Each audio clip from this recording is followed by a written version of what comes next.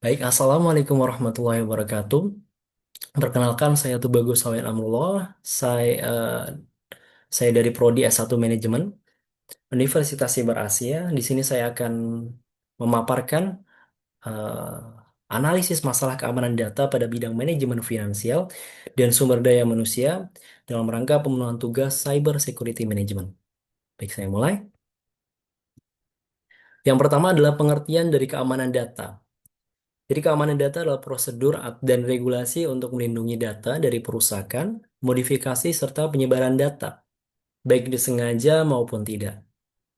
Keamanan data merupakan pelindungan terhadap data digital yang bersifat privat. Keamanan data atau data security juga mencakup upaya, aktivitas, dan tindakan untuk melindungi akses jaringan, sistem, program, perangkat, website, dan data lainnya dari berbagai ancaman cyber atau cyber threats atau akses yang bersifat ilegal.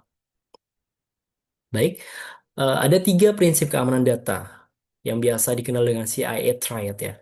Yang pertama adalah confidentiality atau kerahasiaan. Jadi prinsip ini menjamin bahwa data hanya dapat diakses oleh pihak yang berwenang. Jadi pihak yang tidak berwenang tidak dapat mengakses data tersebut. Yang kedua yaitu integrity atau integritas. Jadi prinsip integritas ini menjamin bahwa tidak ada perubahan data dari data awalnya tanpa ada izin dari pihak yang berwenang. Jadi data itu tetap akurat, tetap lengkap sesuai dengan data aslinya. Lalu kemudian yang ketiga adalah availability atau ketersediaan. Jadi prinsip ini menjamin bahwa data itu dapat diakses ketika dibutuhkan oleh pihak yang berwenang. Begitu. Jadi ini tiga prinsip keamanan data. Kemudian data yang sensitif di manajemen finansial dan manajemen SDM ini saya paparkan. Yang pertama dari manajemen finansial adalah data transaksi perusahaan, data informasi rekening perusahaan, serta laporan keuangan perusahaan. Lalu di manajemen SDM ada data identitas karyawan, data informasi rekening karyawan, serta data riwayat kesehatan karyawan. Jadi dari data manajemen finansial ini, data-data ini eh, sangat sensitif ya di perusahaan. Seperti misalnya contoh di sini ada data transaksi perusahaan. Data ini sensitif bagi perusahaan karena data ini bersifat internal. Jika data transaksi perusahaan ini, apalagi untuk khususnya untuk perusahaan tertutup ya, jika data transaksi perusahaan ini disebarluaskan tanpa izin dari perusahaan tersebut, maka mungkin pesaingnya akan mengetahui, oh ini ternyata strategi marketing perusahaan rival saya seperti ini. Jadi saya akan berusaha, akan ada mungkin kemungkinan sebuah strategi untuk mencurangi perusahaan tersebut gitu.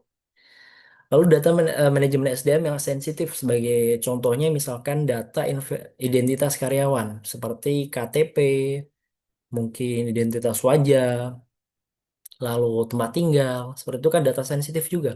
Dan tidak semua orang bisa atau berhak untuk mengaksesnya. Jadi ini beberapa data sensitif di manajemen finansial dan SDM.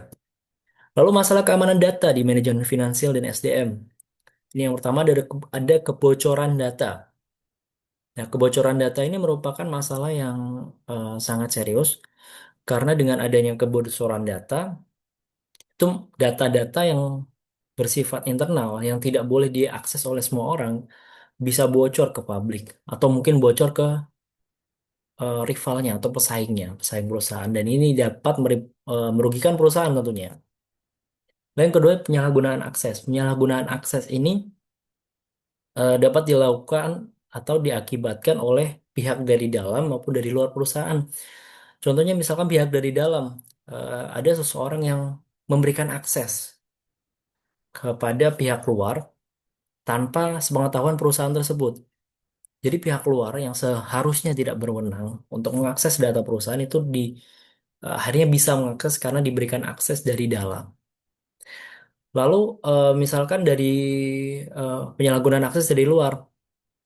Jadi dari luar perusahaan ada yang entah bagaimana caranya bisa mendapatkan akses perusahaan. Misalkan ada karyawan yang dia itu tidak bisa menyimpan passwordnya dengan benar gitu, tercecar di mana-mana.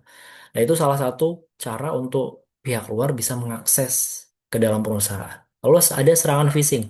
Serangan phishing ini bisa dijelaskan adalah serangan atau cara-cara yang dilakukan dari pihak luar untuk mendapatkan akses masuk ke perusahaan.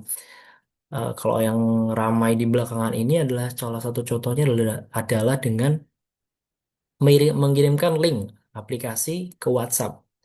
Nah, dengan mengakses link tersebut, pihak-pihak luar atau pihak yang melakukan serangan phishing ini dapat mengakses semua informasi yang ada di user tersebut. Gitu. Lalu ada serangan malware dan ransomware. Jadi serangan malware ini ya, saya jelaskan secara singkat, serangan malware ini bisa dikatakan sebagai serangan virus ya yang dapat merusak sistem. Dan itu dapat tentunya dapat mengganggu keberlangsungan perusahaan tersebut. Terutama di manajemen finansial dan SDM. Lalu ransomware itu sepemahaman saya adalah serangan kurang lebih sama seperti serangan virus, tapi serangan ransomware ini dapat mengunci akses pengguna. Jadi pengguna itu tidak bisa mengakses lagi data-data yang ada dalam perusahaan dan biasanya yang melakukan serangan ransomware ini akan akan apa namanya memberikan ancaman dan misalkan minta tebusan seperti itu biar aksesnya dapat dibuka kembali.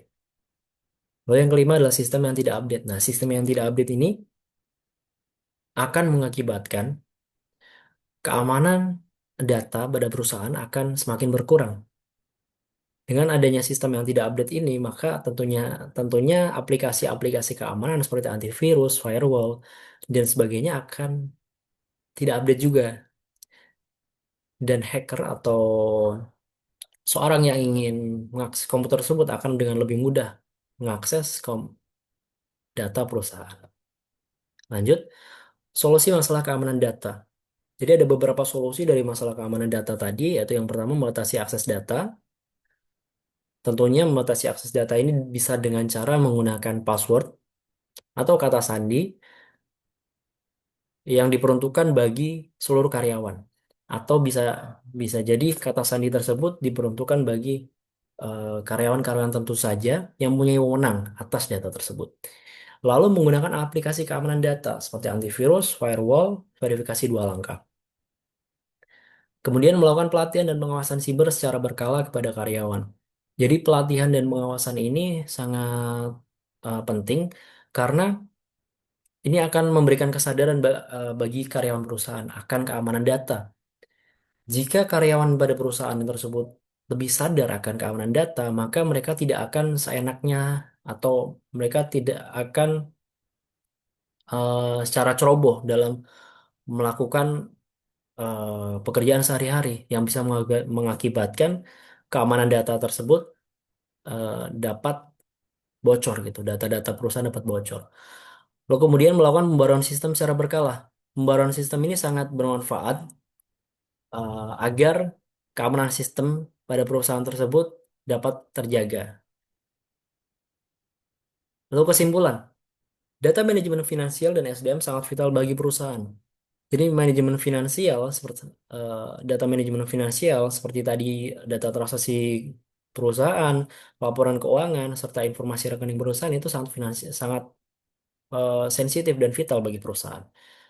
Lalu data SDM seperti data identitas karyawan, informasi riwayat kesehatan karyawan dan informasi rekening karyawan juga itu juga sangat vital bagi perusahaan. Ancaman keamanan data dapat berasal dari internal maupun eksternal perusahaan. Seperti yang saya jelaskan tadi, ancaman keamanan itu dapat berasal dari internal. Misalkan eh, dari karyawan kurang mawas diri, kurang sadar akan pentingnya keamanan data, sehingga akses data tersebut dapat dengan mudah diakses oleh pihak-pihak yang tidak berkepentingan. Lalu dari eksternal perusahaan, seperti mungkin tadi serangan fisik, lalu dari serangan malware dan ransomware. Lalu perlindungan data perusahaan merupakan langkah yang sangat penting dan membutuhkan kesadaran dari berbagai pihak. Jadi tidak hanya dari pimpinan-pimpinan perusahaan saja yang harus sadar akan pentingnya keamanan data, melainkan seluruh karyawan, seluruh komponen dalam perusahaan harus sadar akan pentingnya keamanan data tersebut. Kemudian penerapan keamanan data perusahaan dapat mengurangi dan mencegah resiko keamanan data serta kerugian dari perusahaan, khususnya pada manajemen finansial dan manajemen SDM. Terima kasih, kurang lebih seperti itu paparan dari saya. Wassalamualaikum warahmatullahi wabarakatuh.